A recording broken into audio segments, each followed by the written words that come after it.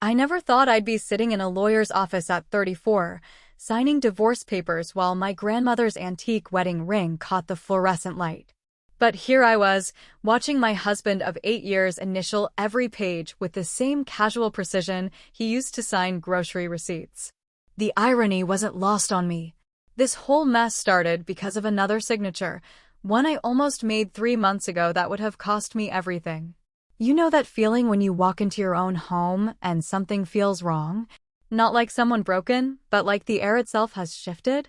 That's exactly what hit me when I came back early from my business trip to Portland.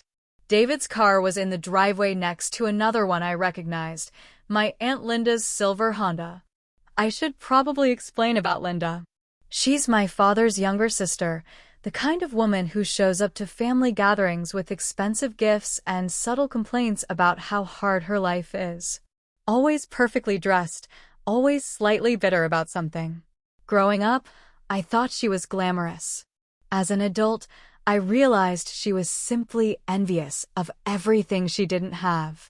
And what she'd always envied most was my inheritance. My great-grandmother, Elena Marchetti, had been what people politely called ahead of her time. In 1947, she'd bought a small apartment building in what's now the most expensive neighborhood in Seattle with money she'd saved from running a successful seamstress shop. When she passed in 2019, she left the building to me, not to my father, not to be split among the family, but directly to me. "You have the vision, Rachel," she told me during one of our last conversations.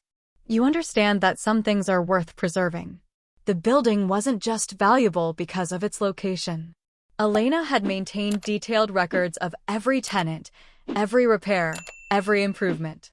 She'd created a small community within those walls, and the rental income had been carefully managed and reinvested for decades. When I inherited it, the property was worth just over $2 million, generating steady monthly income that had allowed David and me to buy our house, travel, and build a comfortable life. Linda had made her feelings about this arrangement crystal clear at the reading of the will. "It's just not fair, Rachel," she'd said, cornering me by the coffee station afterward. "Elena barely knew you compared to how close she was with your father. That building should have gone to him, and then naturally to the whole family." I'd tried to be diplomatic. Great-grandmother explained her reasoning to me. She wanted someone who would preserve her legacy, not just sell it off. Linda's smile had been sharp as glass. "We'll see about that." At the time, I thought it was just grief talking. People say things they don't mean when they're emotional. I had no idea she meant it as a promise. So when I saw her car in my driveway that Tuesday afternoon, my first thought was that maybe she was finally ready to mend fences. David had always gotten along well with my extended family. Sometimes I joked that he was more charming with them than with me. I wasn't laughing anymore. I parked on the street and let myself in through the front door, calling out a hello. The house felt too quiet, the kind of quiet that happens when people stop talking suddenly. Then I heard Linda's voice from the kitchen, low and urgent. "David, she cannot find out about any of this until after she signs. Once the papers are filed, it'll be too late for her to back out." My stomach dropped. I set my keys down silently and moved closer to the kitchen doorway, staying just out of sight. I know. David's voice carried a tension I'd never heard before. "But Linda, if she realizes what the power of attorney actually covers." "She won't. You said yourself she trusts you completely. She'll sign whatever you put in front of her if you tell her it's just for emergency purposes." Power of attorney? I pressed myself against the wall, my heart hammering so hard I was sure they'd hear it. "And you're absolutely certain your lawyer can make this work?" David asked. "Positive. Once you have full financial power of attorney, you can legally make decisions about all her assets, including the building. We sell it to my development company for fair market value, split the proceeds, and by the time she understands what happened, it'll be a done deal." The floor seemed to tilt beneath my feet. My own husband and my aunt were plotting to steal my inheritance. The inheritance that had been in our family for over 70 years, that my great-grandmother had specifically entrusted to me. What if she gets suspicious? David's voice was worried now. She won't. Rachel's always been too trusting for her own good. Besides, you'll make it sound like you're protecting her, helping her plan for the future. Women like security, David. Tell her you want to make sure she's taken care of if something happens to you. I had to cover my mouth to keep from making a sound. Women like security. As if I were some stereotypical housewife, instead of the marketing director who'd helped build our life together. The papers will be ready Thursday, Linda continued. My lawyer says if we move fast, we can have the sale completed within 6 weeks. Once it's done, Rachel can be as angry as she wants. There's nothing she'll be able to do about it. I heard chairs scraping and realized they were getting up. Moving as quietly as I could, I slipped out the front door and sat in my car until my hands stopped shaking enough to turn the key. For the next 2 days, I watched my husband like I'd never seen him before. How had I missed the signs? The way he'd been asking subtle questions about the building's management, suggesting I might want to streamline my financial arrangements. The pamphlets about estate planning that had started appearing on our coffee table. Thursday morning, David brought me coffee in bed, something he hadn't done in months. Rachel, honey, I've been thinking about something, he said, sitting on the edge of the mattress with that earnest expression he used when he wanted something. With everything going on in the world, maybe we should make sure our finances are more coordinated. What do you mean? I kept my voice carefully neutral. Well, you manage the building income, I handle our regular accounts. If something happened to either of us, the other person might have trouble accessing important things. He reached into his nightstand drawer and pulled out a manila folder.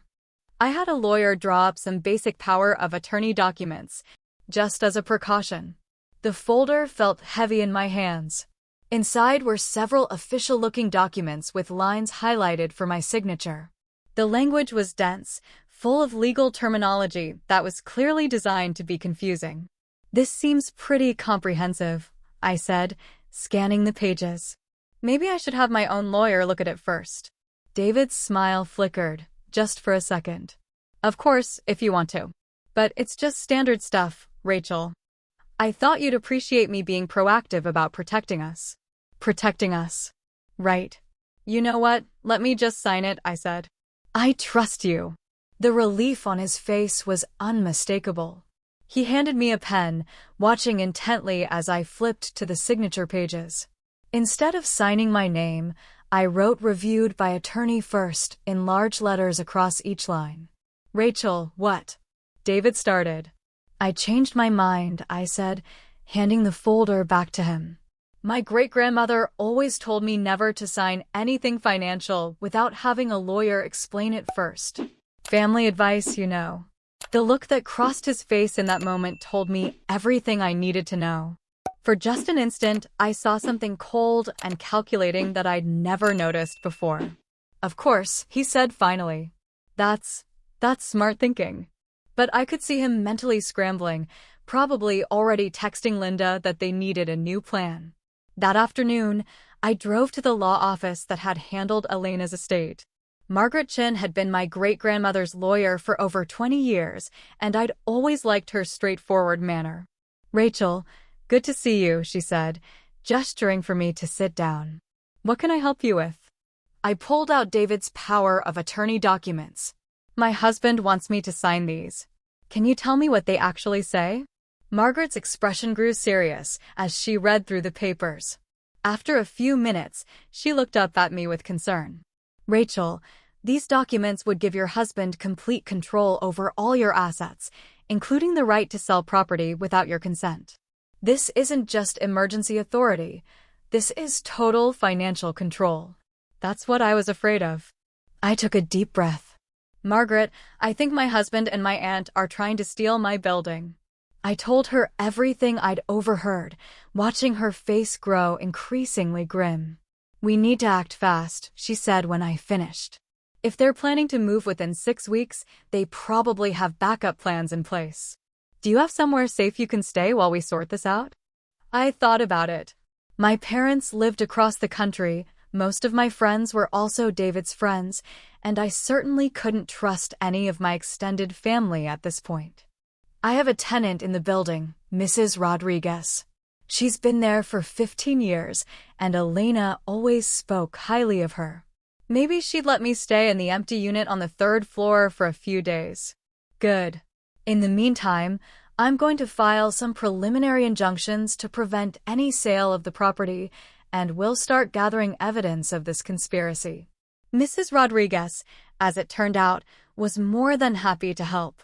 She was a retired teacher in her 70s who'd known Elena well and had strong opinions about family loyalty. "Your great-grandmother would be rolling in her grave," she said, handing me the keys to 3B. "That woman, she worked so hard to build something lasting. And now her own family wants to throw it away for money." The apartment was small but comfortable, and for the first time in days, I felt like I could breathe. I sat by the window looking out at the Seattle skyline and tried to figure out how my life had gotten so complicated. My phone buzzed with a text from David. "Where are you?" "I'm worried." I didn't respond. Over the next week, Margaret worked with a private investigator to build our case. What we discovered was worse than I'd imagined. Linda hadn't just been planning to buy the building through her development company. She'd already secured investors for a project to tear it down and build luxury condos.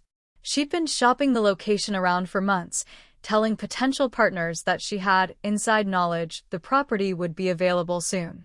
David's involvement went back even further. Bank records showed he'd been in regular contact with Linda for over 6 months, and he'd taken out a significant loan against our house, money that had apparently been used to help fund Linda's development company. "Your husband has been planning this for a long time," Margaret told me. This wasn't a spur-of-the-moment decision. The betrayal cut deeper than I'd expected. It wasn't just about the money, though losing the building would have devastated me financially. It was about trust, about the fact that the person I'd shared my life with had been systematically planning to rob me. But the worst part was still coming. On Friday afternoon, I was in Mrs. Rodriguez's apartment having tea when my phone rang. It was David. "Rachel, where the hell are you?" His voice was tight with anger. "You've been gone for a week without a word. This is ridiculous." "I'm somewhere safe," I said, which is more than I can say for my inheritance. There was a long pause. Then, "I don't know what you think you know, but you're being paranoid. Come home so we can talk about this like adults." "Like adults?" "David, I heard you and Linda planning to steal my building." Another pause, longer this time. When he spoke again, his voice was different. Colder. "You don't understand the bigger picture, Rachel. That building is just sitting there, barely generating income. Linda has investors ready to turn it into something that could benefit the whole family." "Benefit the whole family? Or benefit you and Linda?" "Both. Look, your great-grandmother's attachment to that place was sentimental, but sentiment doesn't pay bills. We could all be set for life if you'd just be reasonable about this." I almost laughed. "Reasonable? You were going to trick me into signing away my rights to my own property. I was trying to help you make a smart financial decision without getting bogged down in emotional nonsense." Emotional nonsense. That's what he called my great-grandmother's legacy. "David, I want you out of the house by Sunday. My lawyer will be in touch about divorce proceedings." "Rachel, don't be ridiculous. You're upset, I get it, but throwing away 8 years of marriage over a misunderstanding." "A misunderstanding?" Now I was getting angry. "You conspired with my aunt to steal from me. You took out loans using our house as collateral without telling me. You've been lying to me for months. What exactly am I misunderstanding?" "Fine." His voice turned sharp. "But don't think this is over. You're making a huge mistake, and you're going to regret it." The line went dead. Mrs. Rodriguez, who'd been pretending not to listen from the kitchen, brought me another cup of tea. "You did the right thing, Mija," she said gently. "Sometimes the people closest to us are the ones who hurt us the most." The legal proceedings moved faster than I'd expected. With the evidence Margaret had gathered, David and Linda's scheme fell apart quickly. The injunctions held, preventing any sale of the building, and David was forced to disclose the loan he'd taken against our house. Linda's development company was already in financial trouble. Apparently, she'd been counting on the building sale to pay back her investors. When that fell through, several lawsuits followed, and her business collapsed within a month. David moved out of our house and into a studio apartment across town. The man who'd shared my bed for 8 years became a stranger who communicated only through lawyers. The divorce was finalized on a rainy Thursday in November. As I sat in that fluorescent-lit office signing papers, I thought about how different everything looked now. 6 months ago, I'd thought I had a solid marriage and a stable future. Now I was starting over at 34, but at least I was starting over with the truth. Margaret walked me out to my car afterward. "How are you feeling?" she asked. I considered the question. Sad, angry, relieved, grateful. I paused. Mostly grateful, actually. Grateful that I found out who they really were before it was too late. That Elena trusted me enough to leave me something worth protecting. That I have people like you and Mrs. Rodriguez who actually care about doing the right thing. Margaret smiled. Elena would be proud of you. She always said you had good judgment. That evening, I sat in Elena's old apartment. My apartment now. I decided to move into the building permanently, to be closer to the community my great-grandmother had built. Mrs. Rodriguez had helped me move some furniture in, and other tenants had stopped by with housewarming gifts and offers to help. I found Elena's old photo albums in a closet and spent the evening looking through pictures of the building over the decades. There were photos of children playing in the courtyard, holiday parties in the lobby, tenants helping each other move furniture. This wasn't just real estate. It was a home for dozens of people over the years. Linda and David had seen dollar signs. Elena had seen lives. I understood now why she'd left the building to me specifically. Not because I was her favorite, not because of some arbitrary family hierarchy, but because she'd recognized something in me that I was only just beginning to see in myself. The strength to protect what matters, even when it costs you everything else. My phone buzzed with a text from an unknown number. "You won this round, but you lost your husband and your family. Hope it was worth it." L. I looked at the message for a long time, then deleted it without responding. Outside my window, the city lights stretched out like stars. Somewhere out there, David was probably telling people that I'd chosen money over marriage, that I'd been unreasonable and stubborn. Linda was probably spinning the story to make herself the victim of my selfishness. Let them.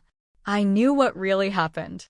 I'd chosen integrity over complicity, truth over comfort, self-respect over keeping the peace. I'd chosen to honor the trust of a woman who'd worked her whole life to build something meaningful. The building settled around me with the gentle creaks and sighs of a structure that had weathered decades of storms.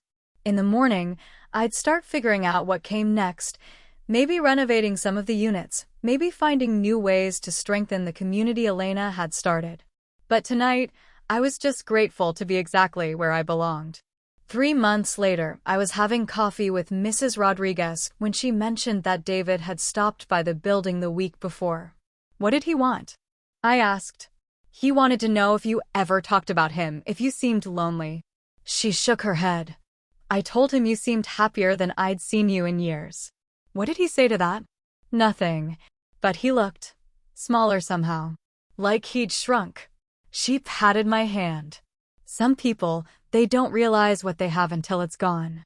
And some people, they don't deserve to realize it."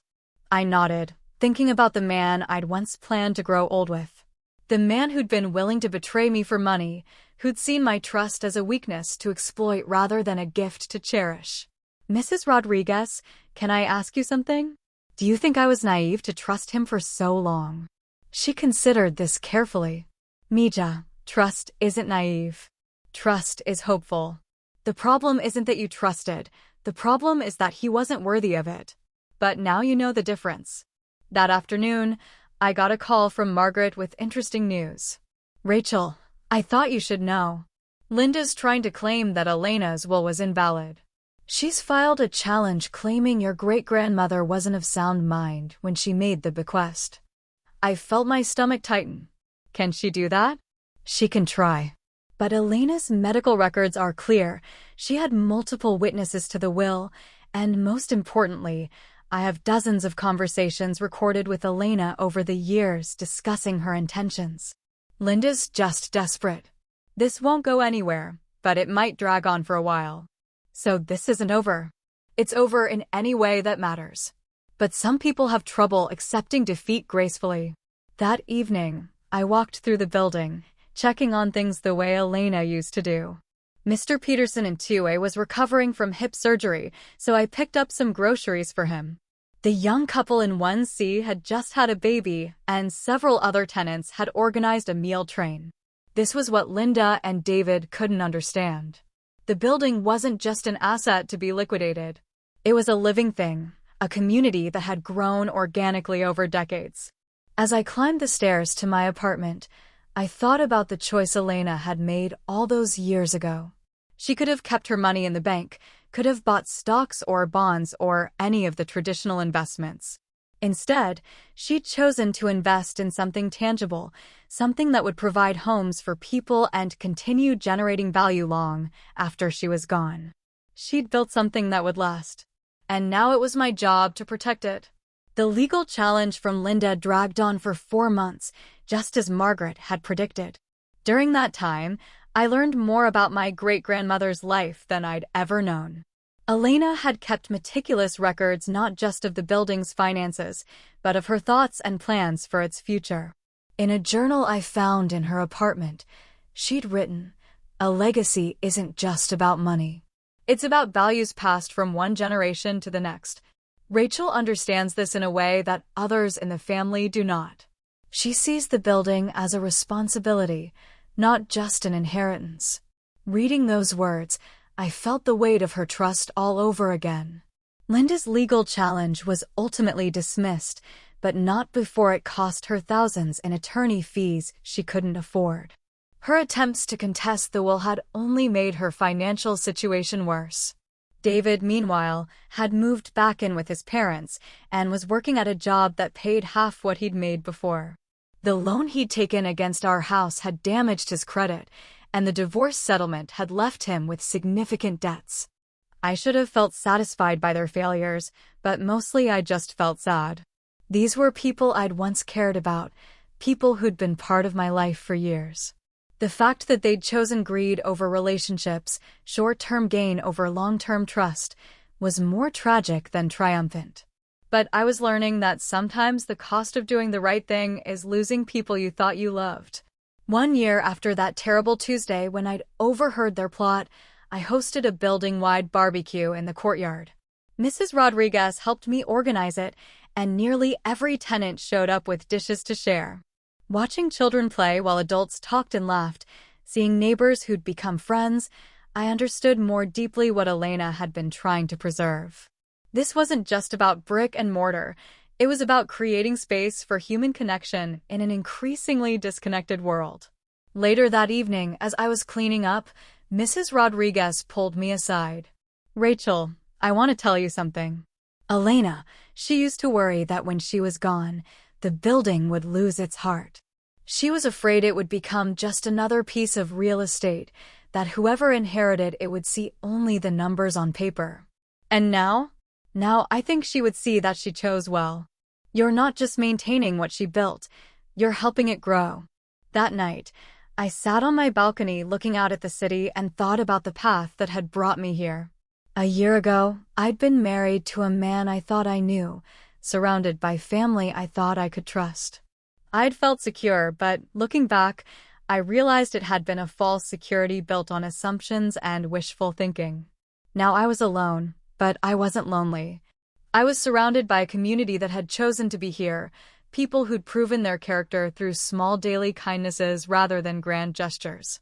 I'd lost a husband and an aunt, but I'd gained something more valuable, the knowledge that I could trust my own judgment, that I could stand up for what mattered even when it cost me everything else.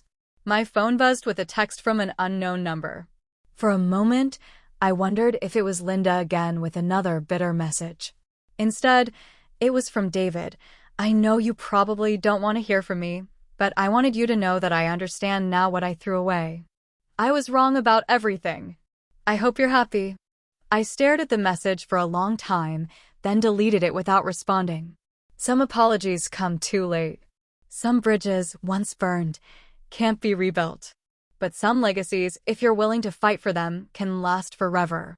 I pulled out my laptop and started typing an email to a nonprofit organization that helped preserve historic buildings. Elena's building was nearly 80 years old now, and I wanted to make sure it would be protected for the next 80 years too. Because that's what you do when someone trusts you with their legacy. You make sure it survives. The story people tell about me now is probably that I chose money over family, that I was cold and calculating in pursuing my inheritance. David and Linda have no doubt painted themselves as the victims of my greed. But I know the truth. I chose preservation over profit. I chose integrity over easy money. I chose to honor the trust of a woman who'd worked her entire life to build something meaningful. And in the end, that choice didn't just save Elena's legacy. It saved mine too. If you've ever been in a situation where someone you trusted tried to take advantage of you, I'd love to hear your story in the comments. Sometimes we need to be reminded that we're not alone in these experiences, and that choosing the difficult path is often the right one. Don't forget to subscribe for more real stories about the choices that define us.